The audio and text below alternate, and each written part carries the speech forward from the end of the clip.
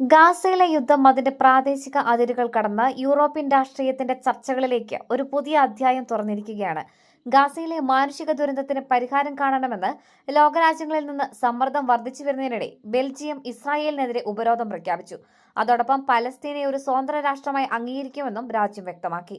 European യൂണിയന്റെയും നാറ്റോയുടെയും ആസ്ഥാനമെന്ന നിലയിൽ ബെൽജിയത്തിന്റെ ഈ നീക്കം ലോകശ്രദ്ധ നേടിയിരിക്കുകയാണ്. ബെൽജിയൻ വിദേശകാര്യമന്ത്രി മാക്സിം പ്രെവോട്ട് തന്റെ എക്സ്പോസ്റ്റിലൂടെയാണ് രാജ്യത്തിന്റെ ഈ നിർണായക നിലപാട് പ്രഖ്യാപിച്ചത്.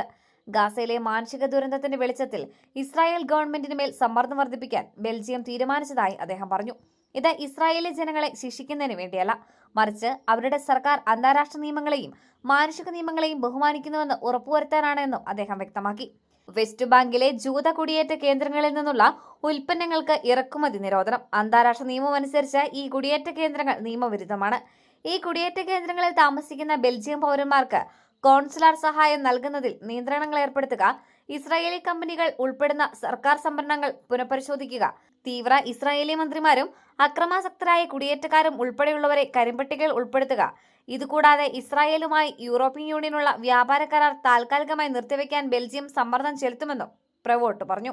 ഗാസയിലെ പ്രശ്നങ്ങൾക്ക് ഒരു രാഷ്ട്രീയ പരിഹാരം കാണുന്നതിന്റെ ഭാഗമായി പലസ്തീനെ അംഗീകരിക്കാനുള്ള നീക്കങ്ങൾ അന്താരാഷ്ട്ര തലത്തിൽ ശക്തമായിക്കൊണ്ടിരിക്കുകയാണ്. ഈ മാസം അവസാനം നടക്കുന്ന UN പൊതുസഭയിൽ പലസ്തീനെ അംഗീകരിക്കാൻ ഫ്രാൻസ് ഉൾപ്പെടെയുള്ള പല രാജ്യങ്ങളും പദ്ധതിയിടുന്നുണ്ട്. ഇസ്രായേലിൽ നിന്ന് കടുത്ത വിമർശനത്തിന് ഇടയാക്കിയിട്ടുണ്ട്. കഴിഞ്ഞ മാസം ഇസ്രായേൽ പ്രധാനമന്ത്രി ബെഞ്ചമിൻ നെതന്യാഹു ഫ്രാൻസിനും ഓസ്ട്രിയയ്ക്കുമെതിരെ രൂക്ഷമായ ആരോപണങ്ങൾ ഉന്നയിച്ചു. ഈ രാജ്യങ്ങൾ സെമിറ്റിക് വിരുദ്ധതയെ നേരിടുന്നതിൽ പരാജയപ്പെട്ടുവെന്ന് അദ്ദേഹം പറഞ്ഞു. പലസ്തീനെ അംഗീകരിക്കുന്നത് ഹമാസിന് കൂടുതൽ ധൈര്യം നൽകുമെന്നും അദ്ദേഹം വാദിച്ചു. അതിനിടെ ഗാസയിലെ സ്ഥിതിഗതികൾ അതീവ ഗുരുതരമായി തുടരുകയാണ്. 2003 ഒക്ടോബർ മുതൽ 63,500-ലധികം ആളുകൾ കൊല്ലപ്പെട്ടതായി പ്രാദേശിക ആരോഗ്യ അധികാരികൾ കണക്കുകൾ പുറത്തുവിട്ടു. ഗാസയിലെ ക്ഷാമത്തെക്കുറിച്ച് ഐക്യരാഷ്ട്രസഭ മുന്നറിയിപ്പ് നൽകിയിട്ടുണ്ടെങ്കിലും ഇസ്രായേൽ ഈ റിപ്പോർട്ടുകൾ നിഷേധിക്കുകയാണ്.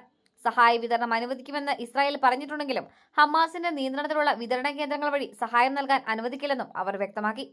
ബെൽജിയത്തിന്റെ ഈ നടപടി ഗാസയിലെ യുദ്ധം പാശ്ചാത്യ രാജ്യങ്ങൾക്കിടയിൽ പോലും എത്രത്തോളം ഭിന്നത സൃഷ്ടിക്കുന്നു എന്നതിന്റെ സൂചനയാണ്. ഇസ്രായേലിന്റെ സൈനിക നടപടികളെ തുടക്കത്തിൽ പിന്തുണച്ച പല രാജ്യങ്ങളും ഇപ്പോൾ ഗാസയിലെ മാനുഷിക പ്രതിസന്ധിയുടെ പേരിൽ തങ്ങളുടെ നിലപാടുകൾ പുനഃപരിശോധിക്കാൻ നിർബന്ധിതരാകുകയാണ്. ബെൽജിയത്തിന്റെ ഈ നീക്കം മറ്റ് യൂറോപ്യൻ രാജ്യങ്ങൾക്കും പ്രചോദനമാകാൻ സാധ്യതയുണ്ടോ എന്ന് ഉറ്റുനോക്കുകയാണ് ലോകം.